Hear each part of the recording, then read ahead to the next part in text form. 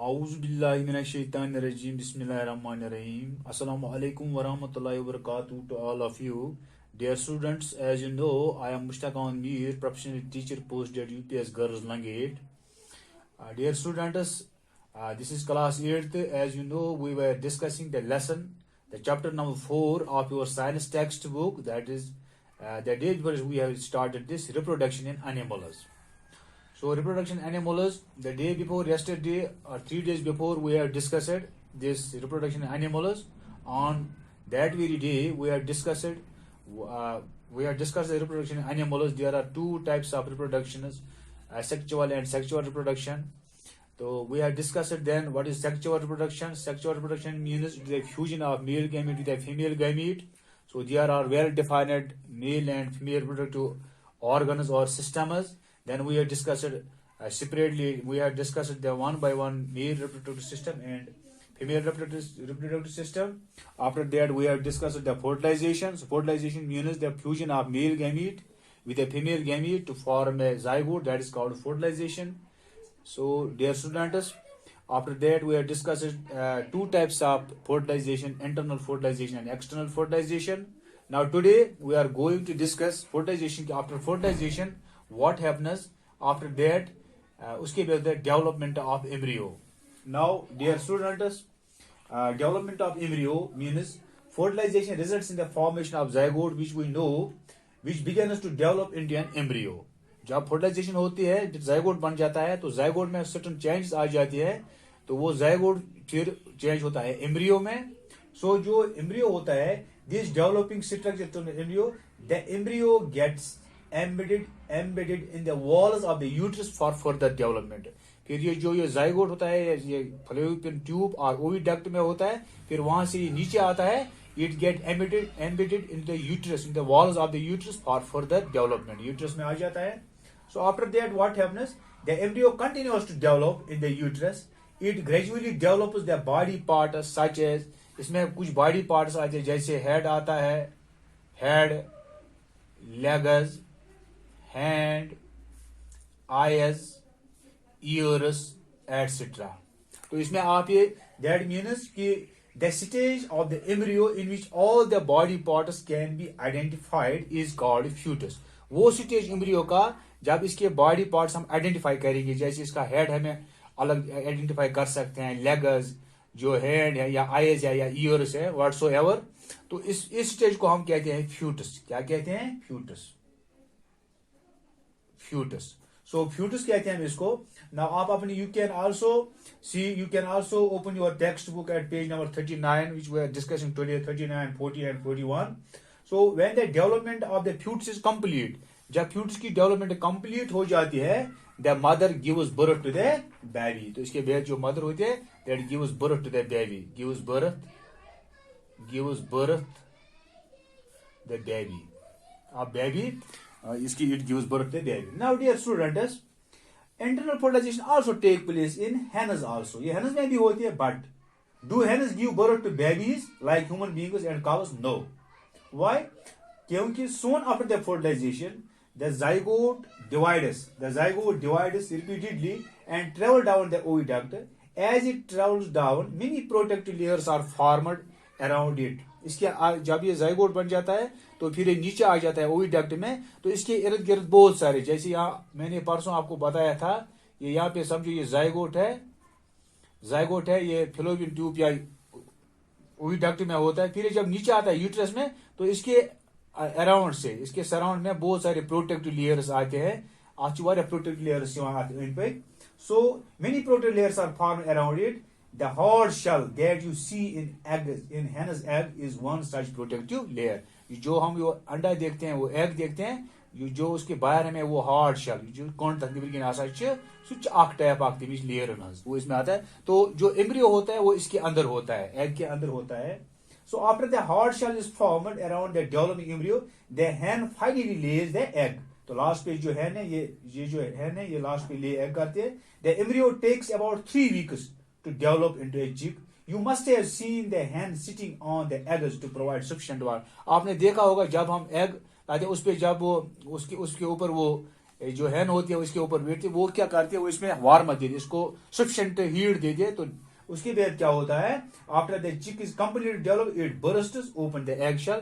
जब ये कंप्लीट यहाँ डेवलप होता है तो ये यहाँ से ये बर्स्ट, इसकी शाल जो बर्स्ट होती है, तो ये चिक जो है ये बाहर निकलता है, इससे बाहर निकलता है। Same is the case with those animals as I already told you, aquatic animals जिसमें यहाँ पे एक्सटर्नल फर्टिलाइजेशन होती है, वहां पे भी होती है development of embryo take place outside the female's body. The embryo continue to grow within their egg coverings, ठीक है। तो जो एम्ब्रियो कंटिन्यूसली बाहर से वो उसकी डेवलपमेंट होती है। After the embryo develops the egg heads out. You must have seen so many tadpoles swimming in ponds and streams. Okay, now dear students, इसके बाद हमारा और जो एक पॉइंट है वो है viviparous and oviparous animals. You can also see at page number 40 viviparous, VIVIPARO, viviparous and oviparous animals. Simply viviparous and oviparous animals. Simply, dear students, we have learned that some animals give birth to young ones while some animals lay the eggs. The animals which give birth to their young ones are called viviparous. वो animals जो direct birth करते हैं young one, जैसे human beings है, काव है, cat है, गोट है, शीप है, डॉग है, ये सारे जो है ये विविपेरस में आते हैं। whereas those animals which lay eggs, जो एग्स देते हैं उनको हम ओविपेरस कहते हैं। So all the birds are oviparous, जो एग्स देते हैं उनको हम ओविपेरस कहते हैं। ओके ओके, इसके बाद हमारा तीसरा पॉइंट जो है वो है young ones to adult. Young ones to adult. अब हमारे पास जो है अब इंडिविजुअल आ गया है, अब हमें देखना है यंग वन जो है ये एडल्ट में कैसे चेंज होता है। तो dear students, as you know that new individuals which are born are hatched from the eggs continue to grow till they become the adult.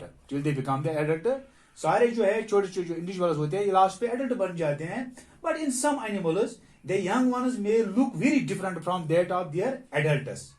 Let's consider the example of, जैसे frog में होता है, frog अगर आप देखोगे उसका young one जो है वो that totally different from that adult.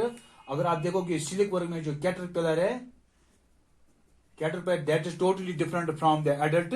तो इनमें फर्क है। जैसे अगर यंग वन हम ह्यूमन बीइंग का देखेंगे वो टोटली सेम होता है as that of their parent, while as the frog का एडल्ट जो यंग वन होता है वो डिफरेंट होता है, कैटरपिलर का डिफरेंट होता है। इनमें क्या होता है, सो डियर स्टूडेंट्स आप सिंपली देख सकते हैं जो फ्रॉग होता है उसके 3 स्टेज आते हैं। एक उसका एग स्टेज, उसके बाद वो बन जाता है लार्वा या लार्वी हम जिसको बोलते हैं, टैडपोल, उसके बाद बन जाता है adult. Simply you can also open your textbook at page number 41, you can easily observe this. Frog का लाइफ साइकिल यहाँ दिया गया है आपकी किताब पे, आप देख सकते हो। So dear students, do not the tadpole look so different from the adult, ये टोटली एडल्ट से डिफरेंट होता है। So dear students, what happens? Similarly, same is the case with caterpillar or the pupa of silkworm looks very different from the adult mouth.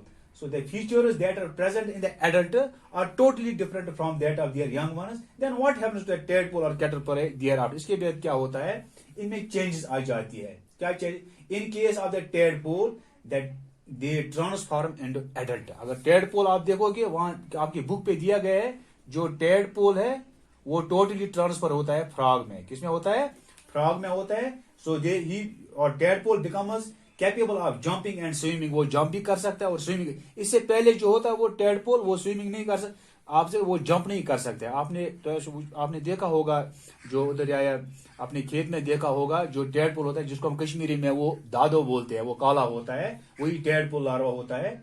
सो इसमें क्या होता है dear students, इसमें एक प्रोसेस होती है जिसको हम बोलते हैं metamorphosis, META, meta MORPHOSIS, metamorphosis. So metamorphosis क्या है, metamorphosis means the transformation of larva, simply the transformation of larva या larvae, the transformation of larva into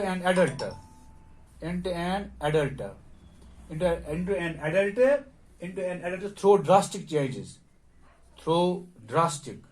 इसमें certain changes आ जाए, through drastic changes is called metamorphosis. ये metamorphosis जो है, Metamorphosis जो सिल्क वर्म है, कैटरपिलर उसमें भी होती है और फ्रॉग में भी होती है मेटामॉर्फोसिस। इसमें ये है कि इसका लार्वा जो होता है ये टोटली डिफरेंट होता है एडल्ट से, तो इस प्रोसेस को हम मेटामॉर्फोसिस कहते हैं। सो डियर स्टूडेंट्स, क्या हम जो ह्यूमन बींग इनमें मेटामॉर्फोसिस होती है? नहीं.